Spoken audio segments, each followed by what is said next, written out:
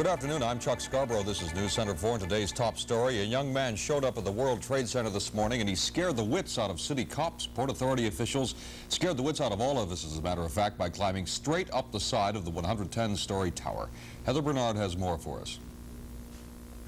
Officials from the Port Authority were grumbling and grouchy, yanked out of bed at the crack of dawn with news that a mountain climber slash toy designer from Queens was scaling the South Tower of the World Trade Center with a carton of water, a couple of cinnamon bread and honey sandwiches, and a snazzy new invention, specially designed to hook into the window washers track on the northeast corner of the tower. Emergency services units rushed in with a giant air mattress they said might break a fall from 26 floors up. But by that time, 8 a.m., 28-year-old George Willig was at the 65th floor, and Port Authority officials decided that was just far enough. They sent 2 men in a window washer's bucket down after him. One of the 2 police officers in the bucket, DeWitt Allen, who obviously viewed the situation less grouchily than some, said he rehearsed his first encounter with the climber all the way down. But I said to him, we have to stop meeting this way. My wife is going to get annoyed. The individual told police officers that he wishes to continue the climb. He thought he was in better shape continuing the climb rather than attempt what he called a tricky maneuver to try and get over into the bucket. So he declined the offer to get into the bucket. When Willig and his escorts reached the 85th floor, the attitude of the Port Authority suddenly mellowed. Reporters they'd roped off at a distance were led to the roof of the other tower to record the final moments. At 10:05, 3.5 hours after he began, Willig stood at the pinnacle, waving to a cheering crowd below and to reporters. Did police greet him with, "You are under arrest," and read him his rights? No, indeed, they told us. They said, "Congratulations." They said, after all, that was some climb. And that's about how everybody felt. Fire officials praised Willig's skyscraper scaling invention, suggesting it might revolutionize rescue operations in high-rise buildings. The 2 cops from the bucket posed for pictures with the autographs Willig gave them on the 75th floor.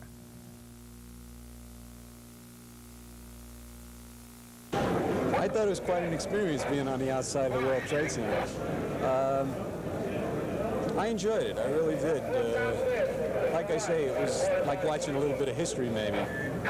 Whether someone else will try it or not, who knows. But,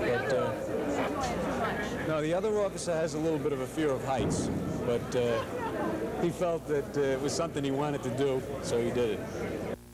Willig himself trailed to the 1st precinct by a gang of reporters and camera crews where he was booked on charges of reckless endangerment, criminal trespass, and disorderly conduct, said he climbed the tower because, you guessed it, it was there. It was very exciting. I was just moving along quite deliberately. I've had quite a bit of experience climbing.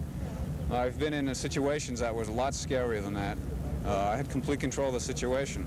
It wasn't like climbing a rock face where something might come out, you know. Would you have rather be alone up there, or did you mind having the company of the 2 officers? Yeah, it would have been better if I was alone, I guess, but I didn't mind having them there either. They seem to have enjoyed it. Yeah, we all had fun. But it wasn't all applause, congratulations, and kisses for our hero. Beside the misdemeanors he's been charged with, the city has announced they'll demand $250,000 for the inconvenience that the stunt caused. And our hero, the man of the hour, did not smile at that. He said, "I guess I have cost the city a lot of money, and they have probably a right to fine me, but $250,000 I haven't got." And he said, "You can't squeeze blood out of a stone." Heather Bernard, News Center 4. Thank you, Heather. Looking ahead at our program on the 26th of March. This isn't the 26th of March. Good heavens. By golly, it's May. If it's any month at all, it's May. 26th of May. I'm so shaken up by that World Trade Center. You know, I wonder what it is about those Twin Towers. We've had Philippe Petit walk between them on a tightrope. We had a fellow Good evening. parachute To off most of us, the World Trade Center is a twin-towered office building complex reaching a quarter mile into the sky. But to George Willig of Queens, it was a downtown Manhattan vision of Mount Everest, and he climbed it because it was there. Vic Miles and J.J. Gonzalez followed Willig's ascent and descent. Hey, why'd you do it, baby? Yeah, go ahead, tell me. Just another climb. Just another climb? don't you believe it. It was a mind-boggling feat that fascinated the entire city for almost 4 hours, and it meant instant celebrity for a 28-year-old adventurer from Queens. For George Willig, professional toy designer and weekend mountain climber, it began at 6:30 this morning. How did you start going up? I just installed the clamp devices that I used to climb up, Right? and I started climbing. Did you have a rope drop down to you from the top? No. So no. you were I had actually- a rope with me, though. You were actually hanging then from those 2 little clamps that you kept on Right. moving up one at a They time. are very, very strong clamps. Willig had designed the rig to be strong. For a whole year, he had worked long and hard to come up with a device that fit the building's vertical metal runners used by the window cleaners. Finally, he succeeded.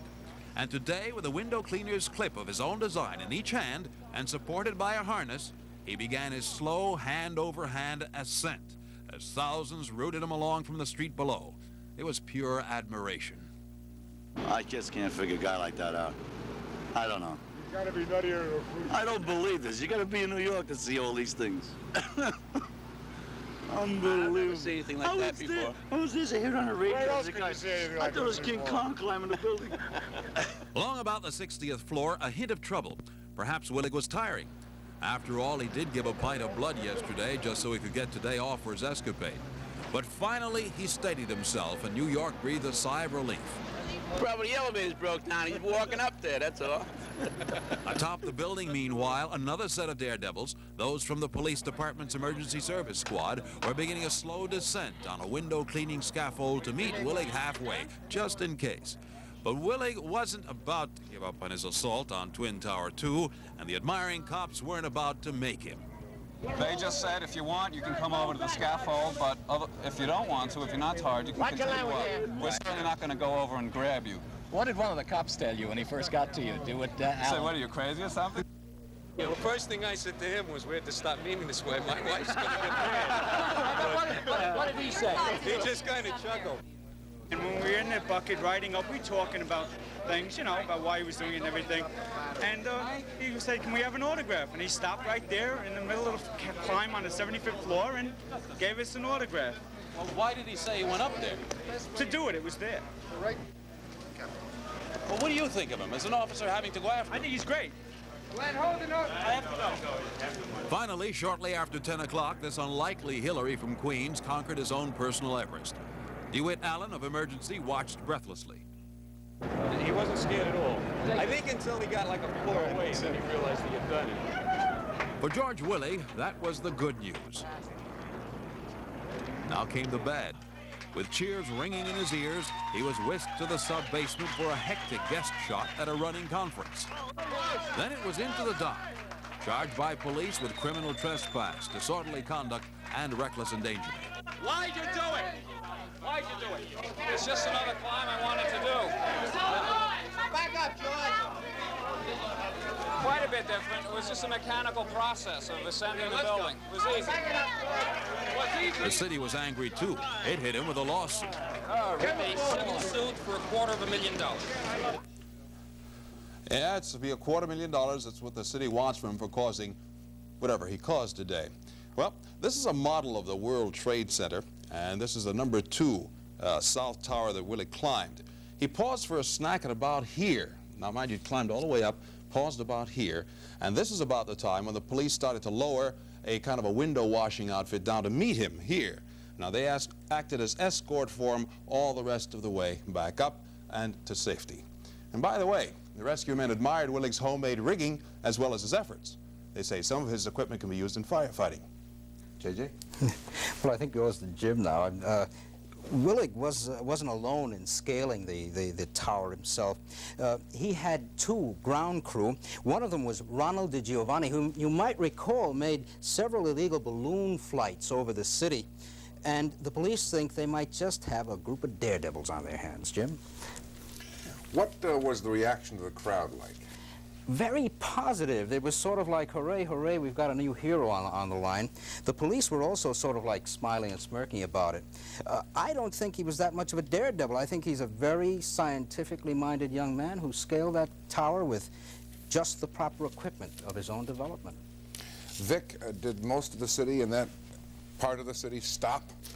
No. most of the city did not stop. It's amazing. You have 10% that will stop.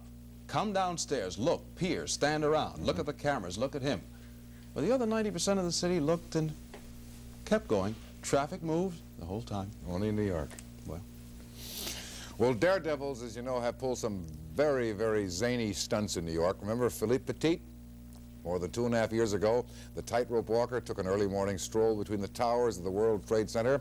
And while that shook up the Wall Street crowd, 1 year later, a man who had been a construction worker at that site jumped from the top with a parachute safely.